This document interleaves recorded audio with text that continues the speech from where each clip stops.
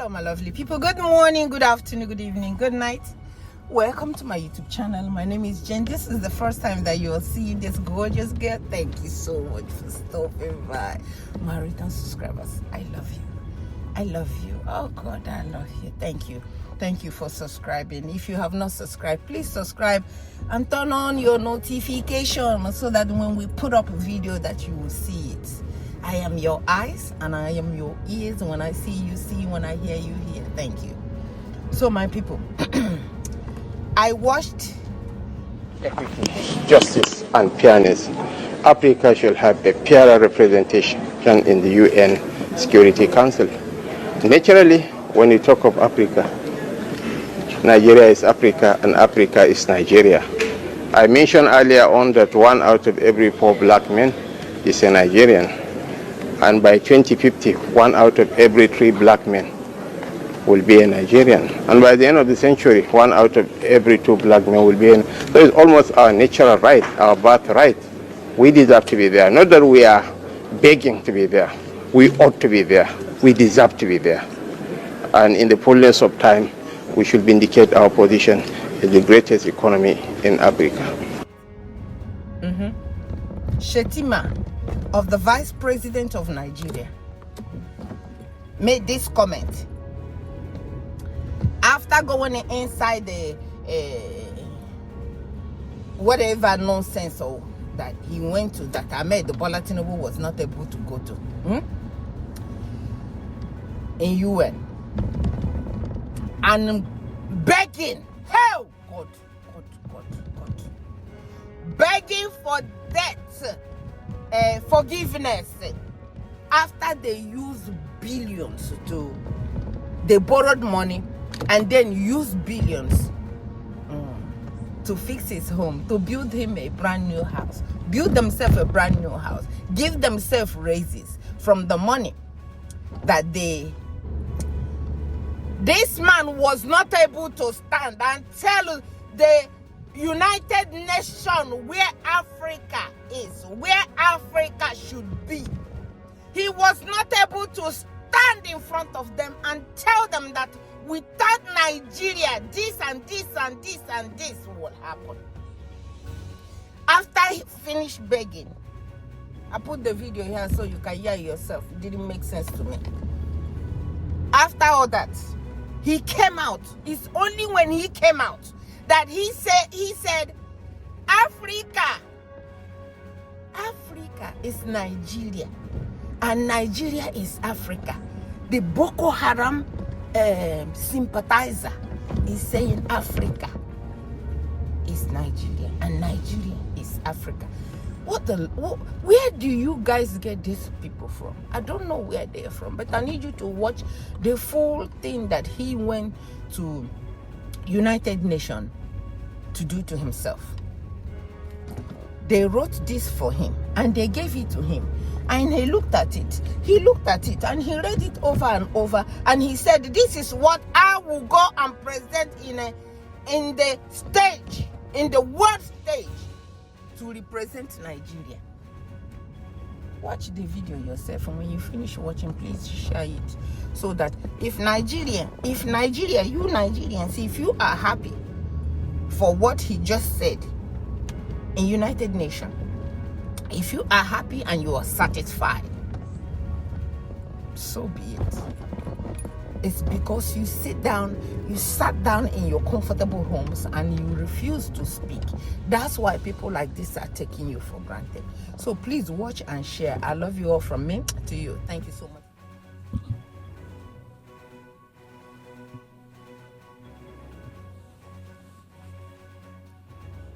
Madam President, Mr. Secretary General, Excellencies, Heads of State and Government, distinguished delegates. The chaos that shadows our world is a reminder that we cannot afford the luxury of inaction. We have been consumed by our differences had there been no community such as this to remind us that we are one human family. Even in our darkest hours, we have refused to be broken. This community was born from the ashes of despair, a vehicle for order, and for the shared assurance that we could not afford to falter again. Our belief in this community is not a posture of moral superiority, but an undying faith in the redemption of humanity. It is therefore with profound humility that I stand before you today as Vice President of the Federal Republic of Nigeria on behalf of President Bola Ahmed Tinubu to renew this pledge on behalf of my country.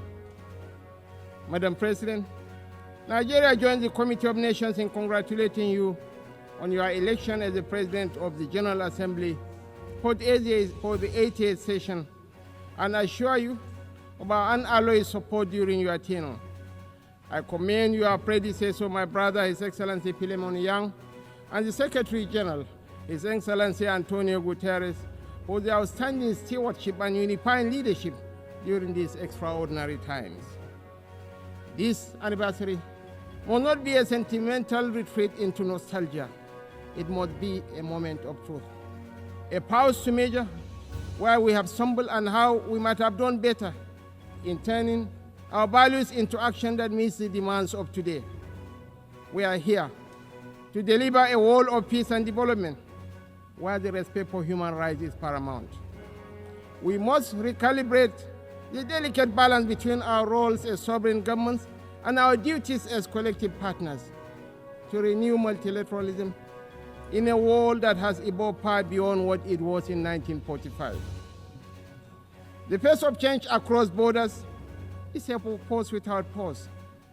It manifests in the tools of technology, in the movements of information and finance, in the corrosive ideologies that preach violence and division, in the gathering storm of the climate emergency, and in the tide of irregular migration. We must own this process of change. When we speak of nuclear disarmament, the proliferation of small weapons, Security Council reform, fair access to trade and finance, and the conflicts and human suffering across the world, we must recognize the truth. These are stains on our collective humanity. For all our careful diplomatic language, the slow pace of progress on these hardy perennials of the UN General Assembly debate has led some to look away from the multilateral model. Some years ago, I noticed a shift at this gathering. Key events were beginning to take place outside this hall, and the most sought-after voices were no longer heads of state. These are indeed troubling times. Nigeria remains firmly convinced of the merits of multilateralism. But to sustain that conviction, we must show that existing structures are not set in stone. We must make real change that works, and change that is seen to work. If we fail, the direction of travel is already predictable. We are here to strengthen the prospects for peace, development, and human rights. Madam President, I want to make 4 points today to outline how we can do this. 1, Nigeria must have a permanent seat at the UN Security Council. This should take place.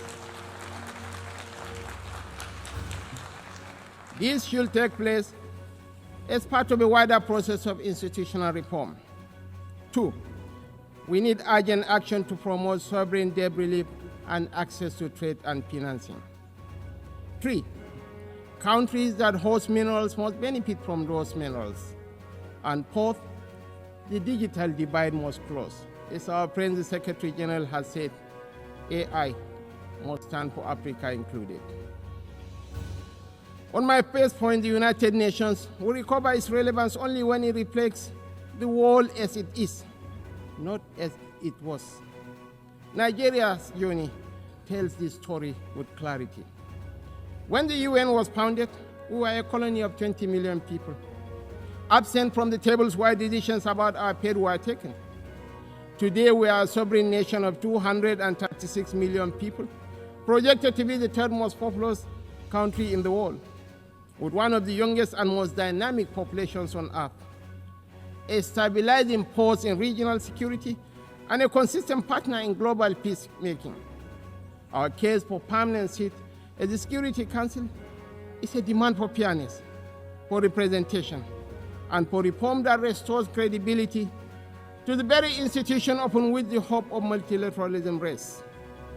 This is why Nigeria stands firmly behind the UN-80 initiative of the UN Secretary General and the resolution adopted by this Assembly on 18 July 2025, a bold step to reform the wider United Nations system for greater relevance, efficiency, and effectiveness in the face of unprecedented financial strain.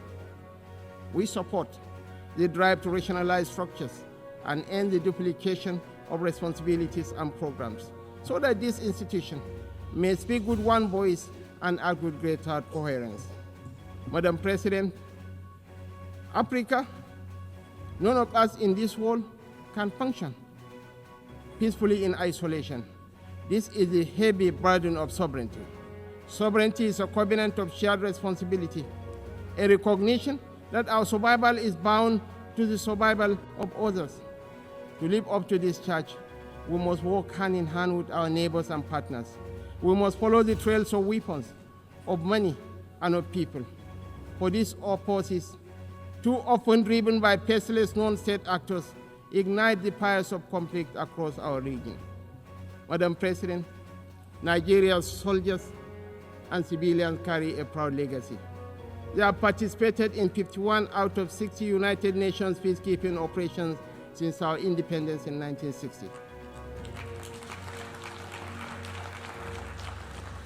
We have stood with our partners in Africa to resolve conflicts, and we continue that commitment today through the Multinational Joint Task Force. At home, we confront the scourge of insurgency we resolve. From this long and difficult struggle with violent extremism, one truth stands clear. Military tactics may win battles measured in months and years, but in wars that span generations, it is values and ideas that deliver the ultimate victory. We are despised by terrorists because we choose tolerance over tyranny.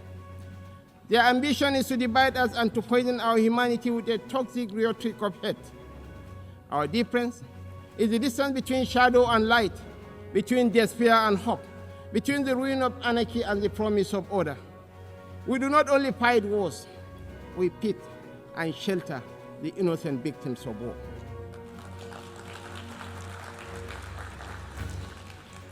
This is why we are not indifferent to the devastations of our neighbors near and distant.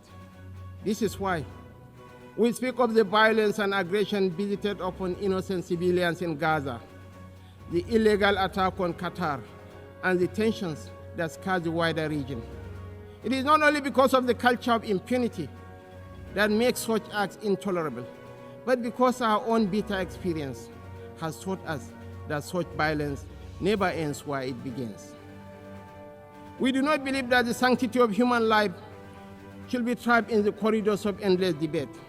That is why we say, without stuttering and without doubt, that a two-state solution remains the most dignified path to lasting peace for the people of Palestine.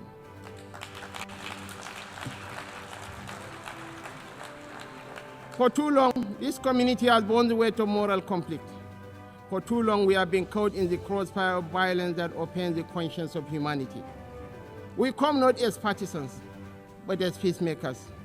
We come as brothers and sisters of a shared wall, a wall that must never reduce the right to live into the currency of devious politics. The people of Palestine are not collateral damage in a civilization searching for order. They are human beings, equal in worth, entitled to the same freedoms and dignities that the rest of us take for granted. We want to make the choice crystal clear. Civilized values over fear. Civilized values over vengeance. Civilized values over bloodshed.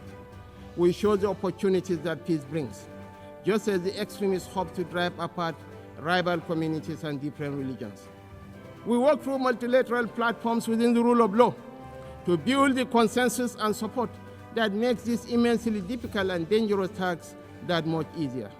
This is how we deny our enemies the space they crave to fuel tension and despair. It is our experience that this offers the best, perhaps only hope for peace, reconciliation, and victory for the civilized values of a shared humanity. Nigeria, is a diverse country, also recognizes the variable geometry of democracy in different forms and spheres. For this reason, we are working with the United Nations to strengthen democratic institutions in our region and beyond through the Regional Partnership for Democracy. Madam President, point 2. The price of peace is eternal vigilance. The increasingly difficult security outlook has prompted many member states to count the cost of the emerging world order. We in Nigeria are already familiar with so difficult choices: infrastructure renewal or defense platforms, schools or tanks. Our view is that the path to sustainable peace lies in growth and prosperity. The government has taken difficult but necessary steps to restructure our economy and remove distortions, including subsidies and currency controls that benefited the few at the expense of the many. I believe in the power of the market to transform. Our task is to enable and facilitate, and to trust in the ingenuity and enterprise of the people. But the process of transition is difficult and brings unavoidable hardship. This year, we held the inaugural West African Economic Summit in Abuja to bring investors and opportunities together. The results far exceeded our expectations and are a clear indication of what innovation can deliver. It is in that same spirit of dynamic review that I invite the United Nations to re-examine the best use of scarce resources. One critical area is climate change. It is not an abstract issue about an indeterminate fate to be settled at some distant point in the future.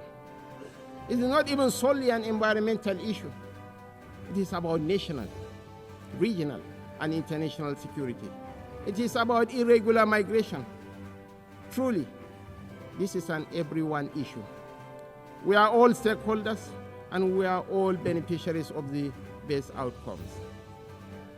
Madam President, this is why relevant ministers have been instructed to work with the UN to make the best use of climate funds. We believe there are huge shared dividends to accrue from increased support for education, for resilient housing, for access to technology and financing to allow vulnerable communities to thrive, to become part of solutions rather than problems. Nigeria and Africa have made significant strides in recent years to put our affairs in order.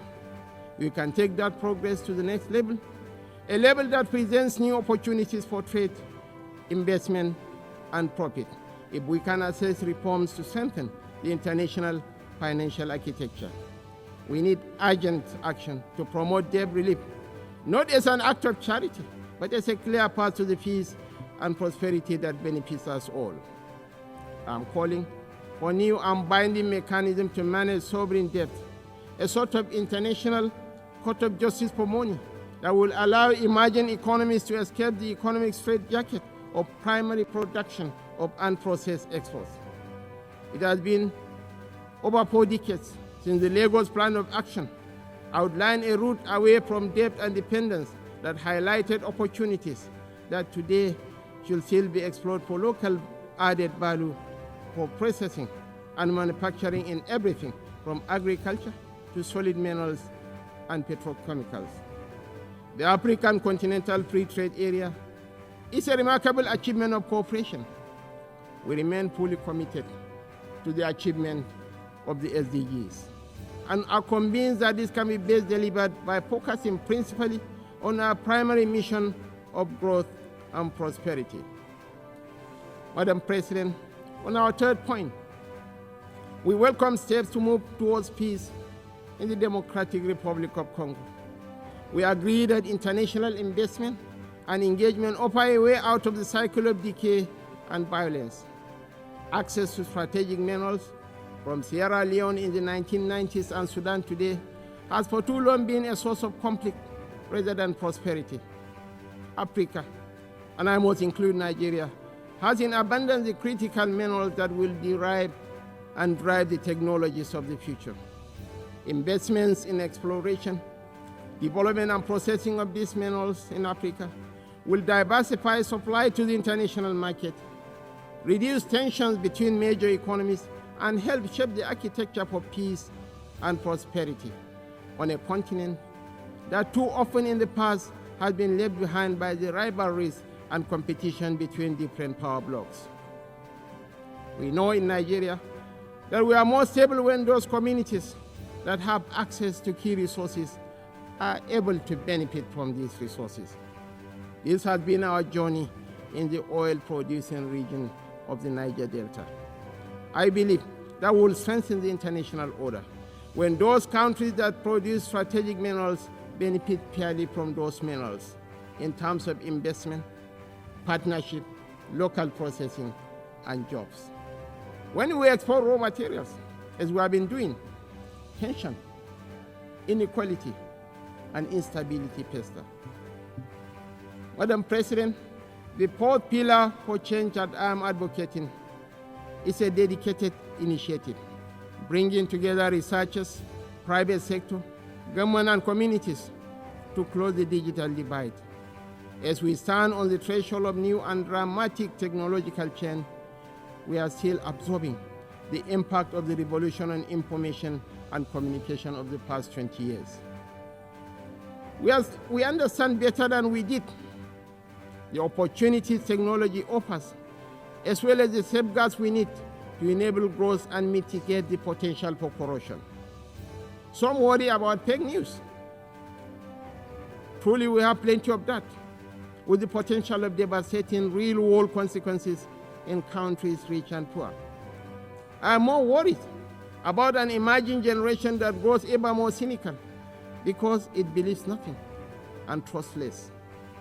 As technology shakes up public administration, law, finance, conflict, and so much of the human condition, I'm calling for a new dialogue to ensure we promote the best of the opportunities that are arising and promote the level of access that allows emerging economies more quickly to close a wealth and knowledge gap that is in no one's interest.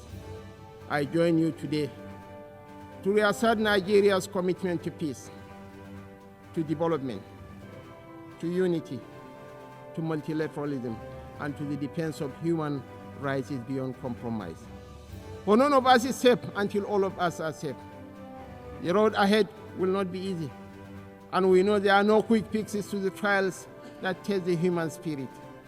Yet history reminds us that bold action in pursuit of noble ideals has always defined the story of the United Nations. Time and again, we have found the wisdom to balance sovereign rights with collective responsibility. That balance is once again in question. But I believe, quite passionately, that a renewed commitment to multilateralism, not as a slogan, but as an article of faith, remains our surest path forward. Nigeria dedicates itself fully and without reservation to that noble cause. I thank you all for listening.